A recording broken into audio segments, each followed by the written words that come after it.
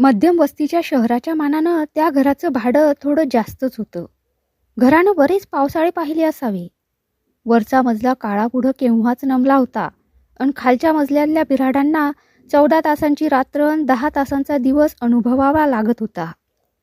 या अंधाऱ्या घरातील एका उदासीन संसाराचे सूत्रधार दिवसभर बाहेर असत. तिथल्या ॲग्रिकल्चरल फॉर्मवर ते कामगार होते. काळ्या मातीत झिजून त्यांच्या तारुण्याचा तजेला केव्हाच कोळपून निघाला होता. मेहनतीच्या मानानं मिळकत कमी आणि खर्च मात्र भलता. फार्मवरून परतताना पैशाच्या टंचाईशिवाय दुसरा विचार त्यांना स्पर्शून जात नसे. पगारात लहानसं इन्क्रिमेंट वाढून आणणारं नवं वर्ष तरी थोडं सुखात जाईल अशी त्यांची कल्पना. पण मधल्या मुलाचा मुदतीज्वर संपतो न संपतो तोच वडील मुलीला मलेरियानं पछाडलं.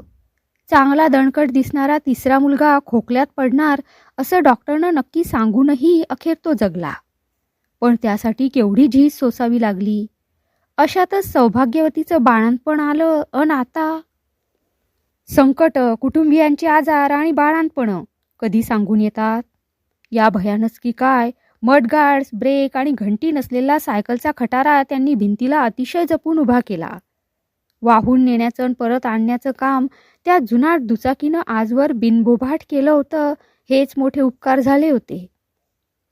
त्यांनी यंत्र आणि मनुष्यातला एक महत्त्वाचा भेद फार दिवसानंतर कळून आल्यासारखी गंभीर चर्या केली आणि घरातलं स्थिर सावर आहे की नाही हे आजमावण्यासाठी माझघरात डोकावलं.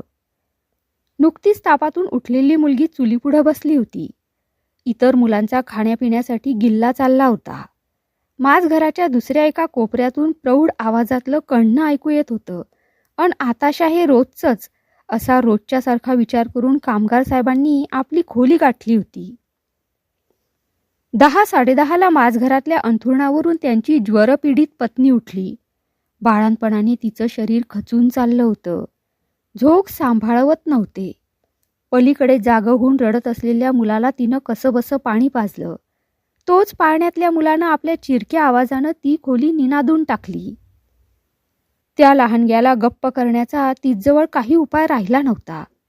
तिचं शुष्क शरीर जीवनदानासाठी असमर्थ झालं होतं. माहेराहून या नव्या मुलासह आल्याला धड 3-4 महिनेही लोटले नव्हते तोच तिला ओकाऱ्या सुरू झाल्या होत्या. एखाद्या दुष्ट शक्तीने आयुष्यभर तिचा पाठलाग करायचा ठरवला होता की काय. त्या रडक्या मुलाला मांडीवर घेऊन आपल्या किडक्या शरीराचा शेवट करण्यासाठी ती ईश्वराची मनोमन प्रार्थना करीत होती. त्या अंधाऱ्या घरासमोर थोड्याशा अंतरावर एक सुंदर बंगला होता. बंगल्याचं आवार विविध फुलं झाडांनी सुप्रसन्न होतं. आसपास घरांची मुळीच गर्दी नव्हती. बंगल्यातही कधी गोंगाट चाललेला ऐकू येत नव्हता. या सुंदर बंगल्याला सुभूषित करणारं वास्तुदेवतेचं एकमेव विलोभनीय चिन्ह म्हणजे केव्हा बागेत तर केव्हा गॅलरीत दिसणारी बंगल्याची किंचित स्थूल, तरुण आणि सुंदर मालकीन. आता रात्रीचे 10-10:30 झाले होते तरी उंची अंथरुणावर तिची चुळबुळ चालू होती. शेजारचा पलंग महिना रिकामा पाहण्याची तिनं आपल्या डोळ्यांना सवय लावली होती. कधी डोळा लागलाच तर एखाद्या विचित्र स्वप्नानं ती जागी होत होती. स्वप्नात तिला पैशांच्या राशी दिसत. त्या राशीकडं तिचे पती मोठ्या अभिमानानं पाहत आहेत असं आढळे. मग एकदम त्या राशीतून आग भडकू लागे आणि ती तात्काळ जागी होई. जवळच्या रिकाम्या पलंगानंतर ती छताकडं पाहू लागली. छतानंतर भिंतीवरची चित्र तिच्या पुढं आली. समोरच्या एका चित्रात खूप झाडी दाखवली होती. झाडीतून निघालेल्या सशाच्या पाठीमागं एक सोल्जर बंदूक घेऊन धावताना दिसत होता. निष्पाप जीवाची पारध केल्याचं दाखवणारं ते विलक्षण चित्र झोपताना हटकून आपल्या डोळ्यापुढे यावं याचं तिला आश्चर्य वाटलं. तिच्या मऊ शय्येत काटे फुलले.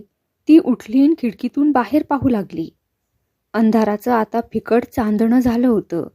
जणू अनंत आकाशाच्या शय्येवर झोपलेली तमोदेवता मातृत्वाच्या कल्पनेनं स्वप्नात हसत होती.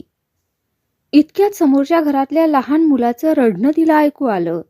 त्या मुलाची रुग्ण जर्जर माता मुलांना नेहमी कंटाळलेली असायची हे तिला माहीत होतं. अन ती मुलांना त्रासून जावी याचं तिला नवल वाटत होतं. त्या मुलाचं अस्पष्ट रडणं ऐकून तिच्या हृदयात मधुर संवेदन उठलं. आईच्या हृदयाला चळचळविणारं आणि खळबळविणारं ते रडणं अधिक जवळून ऐकू यावं म्हणून ती व्हरांड्यात आली. व्हरांड्याच्या पायथ्याशी कुणीतरी झोपलेलं तिला दिसलं. किंचित भय आणि आश्चर्य वाटून तिनं विद्युत दीप प्रकाशित केला आणि पाहिलं. तो काय? दिवसा त्यांच्या दारापुढं भिकेसाठी अर्धा अर्धा तास धरणं धरणारी हट्टी भिकारीण आपल्या बेवारशी परिवारासह वर आकाश आणि खाली पृथ्वी अशा अत्यंत विशाल राजवाड्यात झोप घेत होती. काठी आणि कटोरा उशाशी पडला होता. फाटक्या पटकुराचं अंथरूण आणि पांघरूण करून तिनं आपली दोन्ही मोठी मुलं निजवली होती आणि तान्हं मूल पुढ्यात घेतलं होतं. झोपेतही ते पीत होतं की काय न कळे. एखाद्या यशोदेने आपल्या श्रीकृष्णाला अत्यंत प्रेमभरानं जणू वक्षाशी लावलं होतं. अन भोवतालचं अस्पष्ट चांदणं म्हणजे कृष्णाच्या मुखावरील जीवनधारांचे ओहळ वाटत होते. अंधाऱ्या घरात अथवा एका काठी किंवा कटोऱ्याच्या आधारानं परमेश्वरानं अशी अमोल जीवन संपदा उधळावी याचं त्या बंगल्याच्या मालकिणीला वाईट वाटलं. ईश्वर मनुष्य असता तरच माणसाची दुःख त्याला कळली असती असा विचार करून अखेर ती आत परतली.